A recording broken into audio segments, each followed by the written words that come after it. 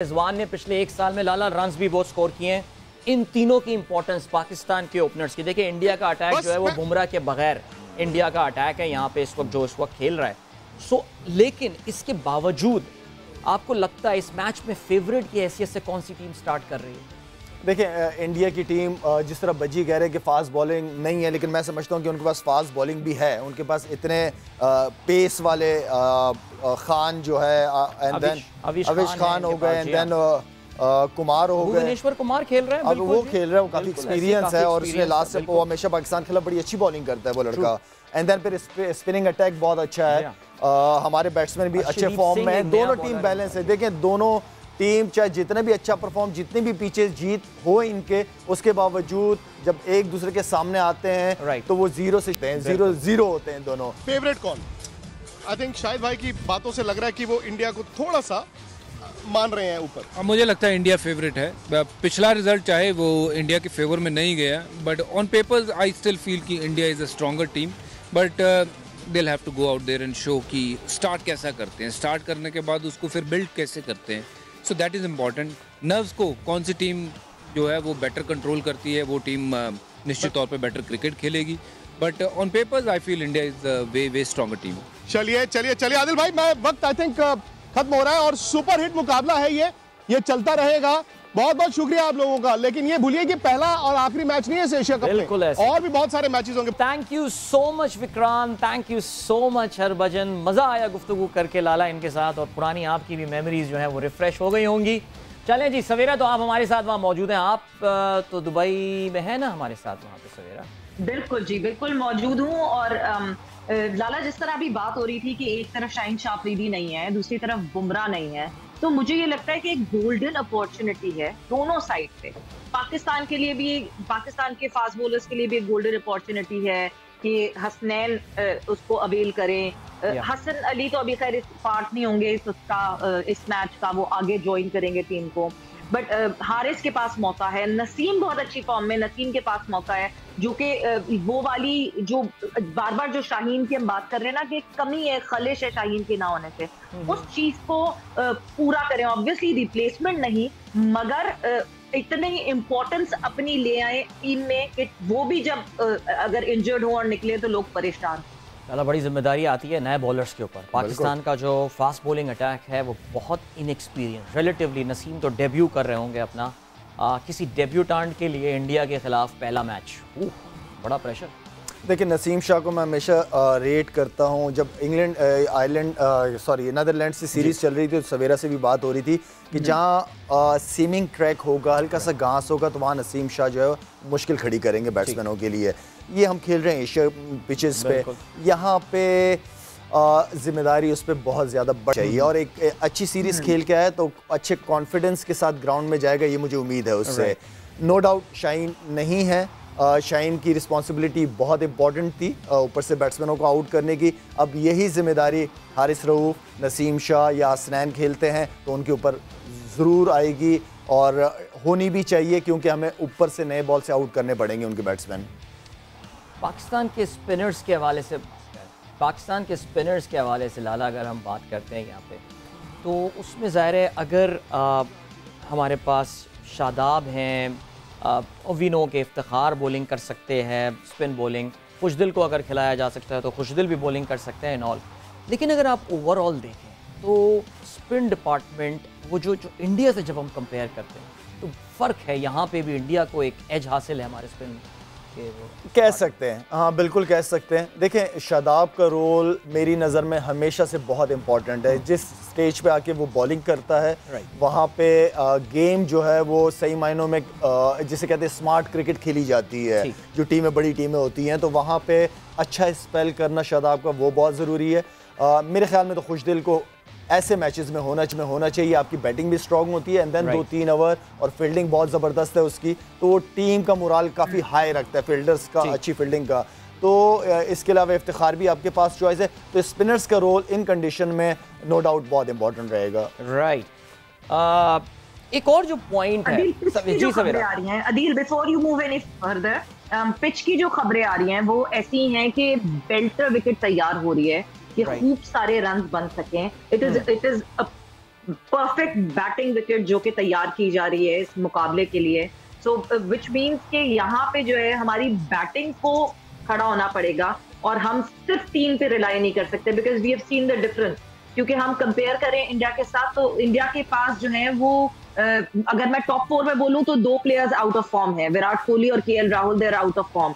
मगर उसके बाद फिर वो पांड्या ये सब आके जो है ना वो चिप इन कर जाते हैं। अब हमारे मिडिल ऑर्डर को भी ये सब कुछ करना पड़ेगा।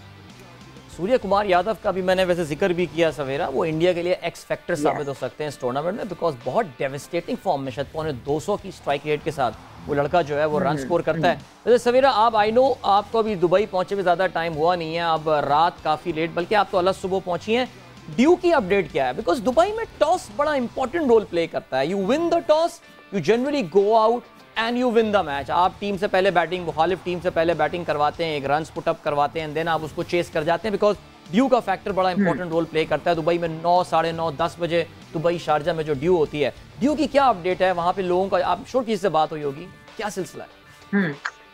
इस वक्त जो है वो ड्यू का फैक्टर जो है वो इतना इम्पैक्ट नहीं कर रहा, बिकॉज इफ यू रिमेंबर कि अक्टूबर में हुआ था जो वर्ल्ड कप हुआ था, अक्टूबर में जो है यहाँ पे ड्यू फैक्टर ज्यादा होता है, बट अभी इस वक्त इट्स अगस्त राइट नाउ, तो इस वक्त जो है ड्यू फैक्टर इतना नहीं है। और जितने हमारे पास प्रैक्टिस सेशन की वीडियोस भी आई हैं उसमें भी आपने देखा होगा कि ड्यूरिंग नेट्स और प्रैक्टिस भी जो है वो तौलिए नहीं है बॉलर्स के पास, या they are not doing things. और साथ ही साथ डे बिफोर येस्टरडे मेरी राशिद खान से बात हो रही थी, तो ऑब्वियसली एक स्पिनर के लिए तो बहुत ही जरूरी होता है ये जानना कि कितनी ड्यू है कितनी नहीं है, बिकॉज स्पिनर के ऊपर सबसे ज्यादा इम्पैक्ट पड़ रहा होता है इस चीज का।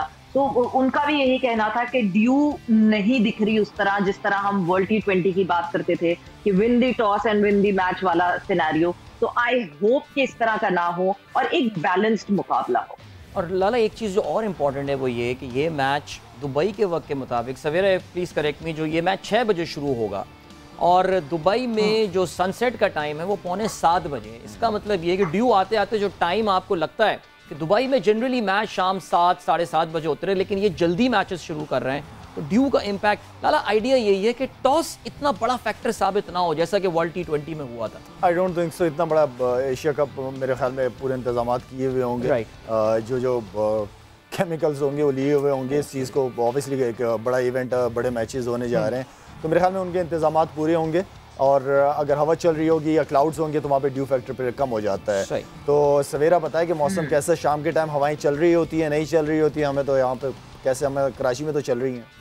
चल रही है लाला, इस वक्त तो बहुत गर्मी है, इस वक्त तो बहुत गर्मी है और ह्यूमिडिटी लेवल इतना ज्यादा नहीं है, बट ह्यूमिडिटी लेवल जिस तरह दुबई की गर्मी होती है। बट अदील ने बिल्कुल सही कहा कि पौने 7 बजे यहाँ सनसेट हो रहा है आजकल। सो इसका मतलब ये कि सनसेट के बाद जो टाइम फ्रेम आएगा जिसमें वो ड्यू का फैक्टर शुरू होता है, तब तक we'll be almost over with the match, because हम अगर 6 बजे यहाँ के स्टैंडर्ड टाइम से शुरू हो रहा है मैच, तो हम मैक्सिमम जा रहे हैं तो 9:30, 10 से ऊपर तो जाएंगे नहीं। सो ऑब्वियसली ये टाइम फ्रेम पे सारा जो गेम है वो खत्म हो चुका होगा जब तक। सारा टॉस जीत के पाकिस्तान पहले बॉलिंग ही करे जैसे कि लास्ट टाइम किया था, यही स्ट्रैटेजी सही होगी? हाँ, पॉजिटिव कॉल। अब मैंने और आपने तो यहाँ से बैठ के पिच नहीं देखी, पिच कैसी होगी सवेरा ने वहाँ से बताई कि बहुत अच्छी पिच है। अगर बहुत अच्छी पिच है तो वाई नॉट कि आप पॉजिटिव जाओ, बैटिंग करो, अच्छा टारगेट लगाओ एंड देन करो उसको, अंडर प्रेशर डालो टीम को। और मेरे ख्याल में बैटिंग होनी चाहिए अगर पिच अच्छी है। सवेरा जी हाँ, तो आपका भी यही, मैं कुछ जी प्लीज गो ऑन। मैं भी यही मानती हूँ। देखिए हम हमेशा कहते हैं Pakistan India match is high pressure match, Pakistan India match. Her high pressure match में मुझे लगता है वो चेजिंग का प्रेशर भी अपने ऊपर डालना जो है वो गलत है। वो अगर आप टॉस जीत रहे हैं और आपको पता है कि कंडीशंस इतनी अच्छी हैं, इस वक्त थोड़ी सी रोशनी भी है और जल्दी क्योंकि मैच शुरू हो रहा है, तो उसका पूरा फायदा उठाना चाहिए and they should bat and put a huge total. क्योंकि एक हाई प्रेशर मैच में अगर आप चेस कर रहे हो और आपके बोर्ड पे बहुत रन लगे हुए हो तो वैसे ही प्रेशर और ज्यादा बढ़ जाता है। तो मैं आई विल गो विद लाला के वाकई अगर टॉस जीते पाकिस्तान तो Pakistan should bat first. Lala, world cup में पाकिस्तान को मिडिल ऑर्डर में 2 बड़े सीनियर प्लेयर्स की सपोर्ट थी, हफीज थे और शोएब मलिक थे। मुझे याद है जब हम अब से कुछ एक 2 महीने पहले आपसे बात करते थे, आप कहते थे शोएब को टीम में रखना चाहिए, वर्ल्ड T20 टीम का स्क्वाड का मिडिल ऑर्डर में। बहरहाल नहीं लेके गए उसको। सुना है जिनको कहा भी गया था कि आने वाला है, तू आने वाला है टीम में, लेकिन वो नहीं आ पाए। वल्लाह आलम क्या हकीकत है। अब अगर हम पाकिस्तान का मिडिल ऑर्डर में अभी ये देख रहा था, हमारे पास है आसिफ अली, हैदर नंबर 4 पे हो सकता है बैटिंग करने आए, इफ्तिखार अहमद हैं, शादाब खान है, खुशदिल शाह हैं, मोहम्मद नवाज भी बैटिंग कर सकते हैं। ये अगर खुदा ना खास्ता, I hope I am proven wrong, ये अगर 12वें ओवर या 11वें ओवर हमारे 3 खिलाड़ी आउट हो गए तो ये स्ट्रगल कर सकते हैं। ये जो आप खिलाड़ियों के नाम बताएं आपको, या आप कॉन्फिडेंट हैं कि नहीं यार यही 200 करके देंगे हमें? देखिए अदील, आपके जितने भी ऊपर के टॉप बैट्समैन हैं ना, ठीक है ना, इनकी क्रिकेट कोई वो नहीं है कि आंखें बंद करके चलाने वाली। ये खेलते हैं, ज़्यादा टाइम भी लेते हैं, बॉलें ज़्यादा खेलते हैं, तो वहाँ पे और फिर नीचे आपके पास जो बैट्समैन हैं वो सारे हिटर्स हैं, तगड़े हैं, तो ऊपर वाले की अपनी जिम्मेदारियां निभाएंगे एंड देन फिर वो जो आखिरी के 5, 6, 7 नंबर के बैट्समैन हैं वो अपनी जिम्मेदारियां निभाएंगे। तो कॉम्बिनेशन अच्छा है, नो डाउट। मैं भी शोएब मलिक की फेवर में हमेशा रहा हूँ, क्योंकि एक्सपीरियंस भी है और दुनिया भर की लीगें खेल रहा है, परफॉर्म कर रहा है, फिट है माशाल्लाह से। तो वो एक अलग सिलेक्शन कमेटी का डिसीजन है, लेकिन मैं अगर चाहूँ तो शोएब मलिक को टीम के साथ होना चाहिए, वैसे भी होना चाहिए जहाँ मौका मिले। लेकिन इस कॉम्बिनेशन के साथ, क्योंकि आपके पास ऊपर से लेकर बीच में अंदर आखिर तक ऐसे प्लेयर्स हैं जो मैच को चेंज कर सकते हैं। बिल्कुल ऐसी है। और इसमें ज़ाहिर है, लेकिन हमने जो T20 वर्ल्ड कप में देखा था वो ये कि इम्पैक्ट प्लेयर के तौर से पाकिस्तान के मिडिल ऑर्डर प्लेयर आए थे। आसिफ अली ने आके 2 मैचेस हमको जिता दिए थे, इफ्तिखार ने 2-3 छक्के मार दिए थे। ये इनके लिए अल्लाह करे ये नौबत ना है, मैं बार बार ये बोलता हूँ, लेकिन इनको भी हमें तैयार तो करना पड़ेगा ना। जैसे हैदर अली की बात करते हैं, लाला हैदर इनकंसिस्टेंट रहा, यानी बड़ा ज़बरदस्त प्रॉमिसिंग प्लेयर, पक्के शॉट्स हैं, पावर है उस बंदे के पास, लेकिन इनकंसिस्टेंट रहा है, खेलता हुआ नजर आ रहा है। देखिए आपके ओपनर हो गए, अगर ऊपर से आ जाए हम, आपका रिजवान है एंड देन रिजवान के साथ आपको हो गया फ़खर, आप ओपनिंग बाबर से करवाएंगे। ये 3 तो ये हो गए। बिल्कुल। चौथे पे कौन खेलेगा?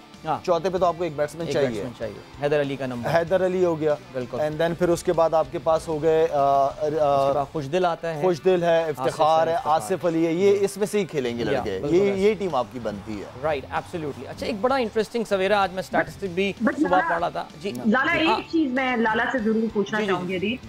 जब हम हैदर की बात कर रहे हैं चौथे नंबर पे, उसका मतलब ये है कि फिर हम ये एक्सपेक्ट कर रहे हैं कि फखर तेज खेलेंगे, बिकॉज हमें पता है कि ये जो हमारा स्ट्राइक रेट का इशू है ये बहुत बड़ा इशू है। हम पावर प्ले को उस तरह अवेल नहीं कर पाते, हमारे ओपनर्स उस तरह नहीं अवेल करते, और करना चाहिए बिकॉज नेट्स में पिछले 2 दिनों से हमारी टीम सिर्फ पावर हिटिंग कर रही है, मुसलसल पावर हिटिंग की प्रैक्टिस कर रही है इस वक्त।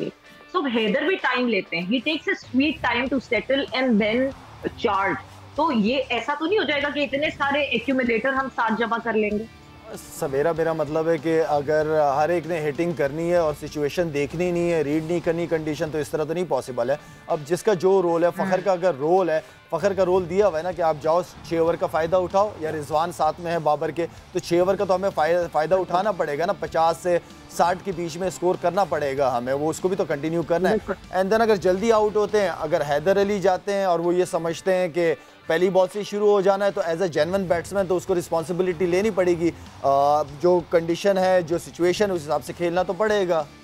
एक जो बड़ा इंटरेस्टिंग फैक्टर है वो ये है कि पाकिस्तान की अगर हम फ़खर की बात करें तो Fakhar Pakistan it's actually got 2017 से, अगर पिछले 5 साल की मैं बात करता हूँ, फ़खर का पाकिस्तान के he has got the best opening strike rate for Pakistan. और मैं ये देख रहा था कि he bats at a strike rate of 140, यानी हर 100 बॉलों पे 140 रन बनाते हैं। और पाकिस्तान में for any opener, Kamran Akmal के बाद this is the second. Kamran Akmal तो खैर अब नहीं खेलते, लेकिन क्या पाकिस्तान लाला कोई क्रिएटिव हो सकता है? देखिए T20 क्रिकेट में क्रिएटिविटी की तो रूम खुली रहती है ना। अब जैसे शादाब का रोल है, आपने कहा शादाब बड़ा इंपॉर्टेंट प्लेयर है, शादाब इतना फ्लेक्सिबल प्लेयर है कि आप उसको नंबर 5 पे भी भेज सकते हैं और आप उसको शायद नंबर 8 पे ही बैटिंग करवा सकते हैं। लेकिन क्या पाकिस्तान अपनी कोई थोड़ी सी तब्दीली ला सकते हैं, या वही नहीं, ये दोनों ओपनर सही चल रहे हैं, हम फ़खर को 1 डाउन ही भेजेंगे और रिजवान और बाबर से, बिकॉज रिजवान और बाबर दोनों तकरीबन एक तरीके के ही प्लेयर हैं। देखिए ज़्यादा चेंज, मैं समझता हूँ कि ज़्यादा चेंजेस की ज़रूरत नहीं होनी चाहिए। ज़्यादा एक चीज़ को लेके चलो आप, हाँ उस बैट्समैन की जगह कोई एक बैट्समैन और पीछे आपके पास बेंच पे बैठा हुआ होना चाहिए, ताकि अगर वो नहीं परफॉर्म कर रहे हैं देन उसको भी पता होना चाहिए कि मेरे पीछे कोई बैठा हुआ है। तो ये चेंज करना कि यार नहीं तुम अचानक चले जाओ, या ये सिचुएशन, हाँ आपके पास जो शुरू के 6 ओवर हैं उसको आपने यूटिलाइज करना है। आपके पास नीचे एक ऐसा बैट्समैन होना चाहिए कि यार नहीं हम इसको ऊपर सर्कल में यूज़ कर सकते हैं। अगर इसकी विकेट चली भी जाए तो कोई इशू नहीं होगा, लेकिन आपने उस चेवर को यूटिलाइज करना है, ये इंपॉर्टेंट चीज़ है।